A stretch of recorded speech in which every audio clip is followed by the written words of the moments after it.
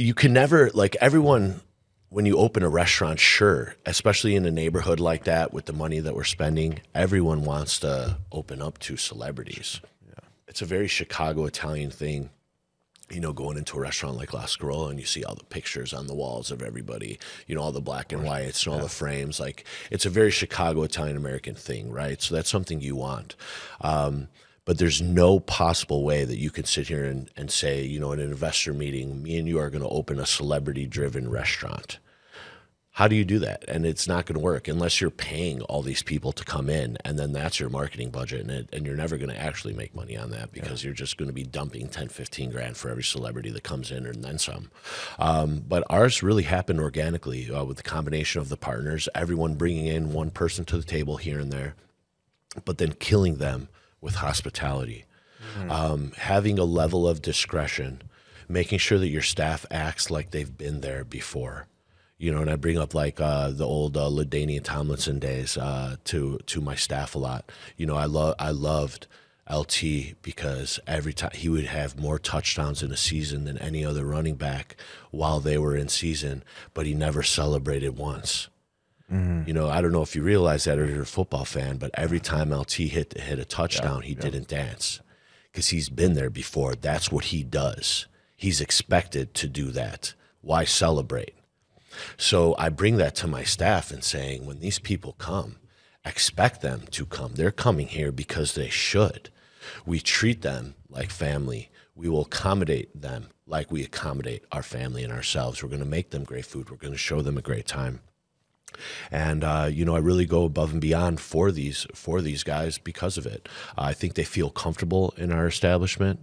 And, I really go out of my way for them.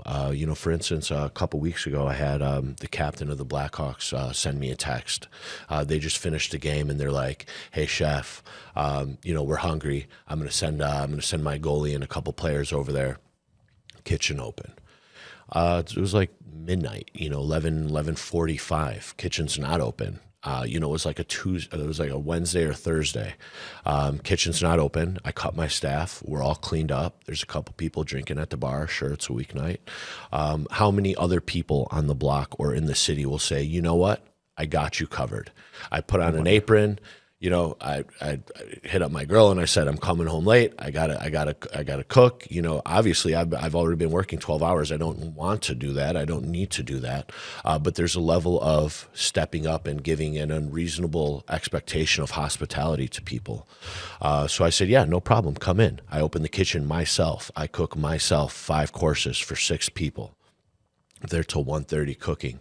But I created a memory for them. I created a moment for them.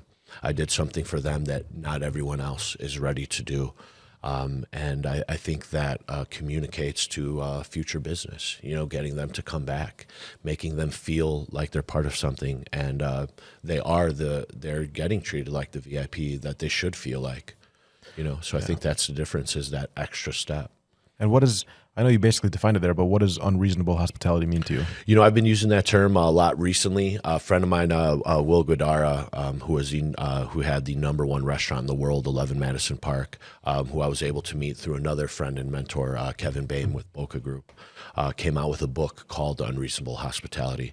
And it was something that I've been practicing since I was a little kid, that my dad would show me, that I never even realized or put a name to the term until he came out with this book. And I said, yeah, holy shit, that does make a lot of sense.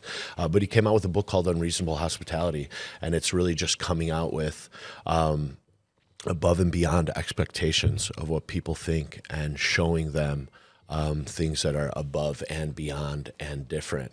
And, I remember back to my hotel days, an example of unreasonable hospitality.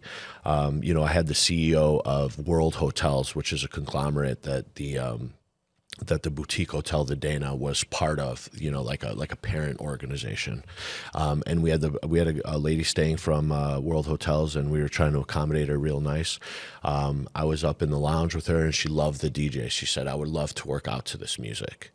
And I said, yeah, DJ is great. So then immediately when she said she would love to work, she wished to hire this DJ to personally play for her while she worked out. Now that's not realistic. But the first thing I did was I told my staff I'm going to be right back. I ran to Walgreens. Back in the day, I got one of those, the CDR, the recordable CDs from Walgreens. I gave it to my DJ. I said, "Can you pop this in? And on your laptop, can you burn your live mix the rest of the night on this CD?" And she said, "Yeah, of course." So then, by the time that lady woke up in her hotel room, room service or housekeeping left a nice little note. Enjoy your workout from Gino with the live mix from that DJ, burned on a CD for her to take home.